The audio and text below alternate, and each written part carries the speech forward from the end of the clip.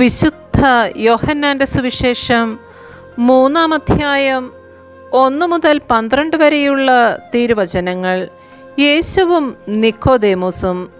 ഫരിസേരിൽ നിക്കോദേമോസ് എന്ന പേരായ ഒരു യഹൂദ പ്രമാണിയുണ്ടായിരുന്നു. അവൻ രാത്രി യേശുവിൻ്റെ അടുത്ത് വന്നു പറഞ്ഞു, റബ്ബി, അങ്ങ് ദൈവത്തിൽ നിന്ന് വന്ന ഒരു ഗുരുവാണെന്ന് ഞങ്ങൾ അറിയുന്നു.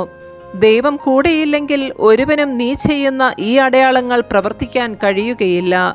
യേശു പറഞ്ഞു, സത്യം സത്യമായി ഞാൻ നിന്നോട് പറയുന്നു, വീണ്ടും ജനിക്കുന്നില്ലെങ്കിൽ ഒരുവന് ദൈവരാജ്യം കാണാൻ കഴിയുകയില്ല.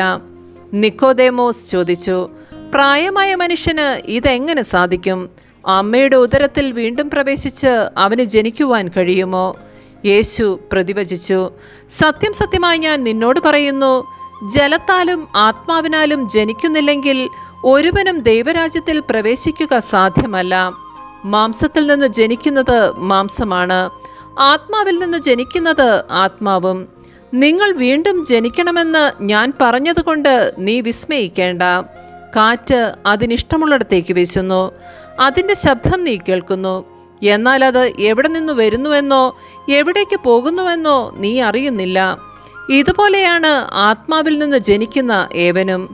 ഇതെല്ലാം എങ്ങനെ സംഭവിക്കുമെന്ന് നിക്കോദേമോസ് ചോദിച്ചു. യേശു പറഞ്ഞു, നീ ഇസ്രയേലിലെ ഗുരുവല്ലേ, എന്നിട്ടും ഈ കാര്യമൊന്നും മനസ്സിലാക്കുന്നില്ലേ?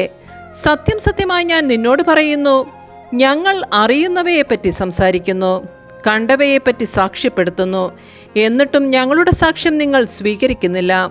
ഭൗമിക കാര്യങ്ങളെപ്പറ്റി ഞാൻ പറഞ്ഞത് നിങ്ങൾ വിശ്വസിക്കുന്നില്ലെങ്കിൽ സ്വർഗീയ കാര്യങ്ങൾ പറഞ്ഞാൽ എങ്ങനെ വിശ്വസിക്കും?